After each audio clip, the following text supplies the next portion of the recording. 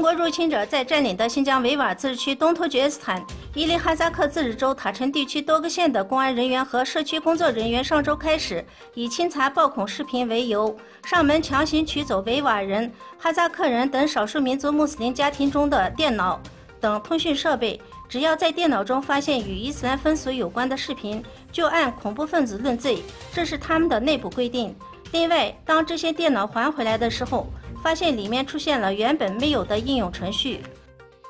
对此，东突厥斯坦信息中心首席执行官阿卜杜吉利里卡尔卡先生称，中国入侵者在占领的新疆维吾尔自治区东突厥斯坦正在实施前所未有的压迫政策，100多万维吾尔人和其他少数民族穆斯林被关进监狱或羁押在所谓政治教育培训中心，生命处于危险之中，呼吁世界组织对中国入侵者的这种残酷做法予以制止。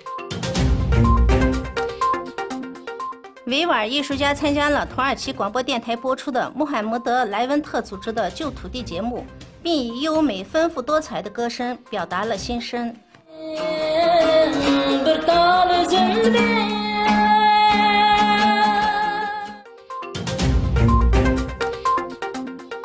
哈萨克斯坦阿斯塔纳和齐姆肯特市民众举行了示威游行，抗议向中国出售土地。2年前，哈萨克斯坦许多地方分别爆发了反对中国租地扩张大规模的民众抗议示威游行，官方出动防暴警察抓捕了部分极端示威者，被称为颜色革命爆发。据了解，今日又兴起类似反华游行示威活动。美国国务卿蓬佩奥对伊朗提出12项要求，作为停止制裁的条件。他说，美国对伊朗的制裁才刚开始，如果伊朗不改变当前线路，美国将有一系列措施陆续出台。一旦制裁全面出炉，那将是历史上最严厉的制裁。美国外交官前往被占领的约旦河西岸时，巴勒斯坦示威者向外交官乘坐的车辆扔鸡蛋和鞋子，抗议美国将驻以色列使馆迁往耶路撒冷。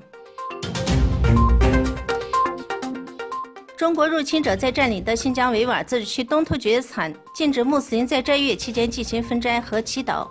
可近日，中国政府又要求东突厥斯坦所有清真寺必须悬挂国旗，呼吁穆斯林树立社会主义价值观和爱国主义精神。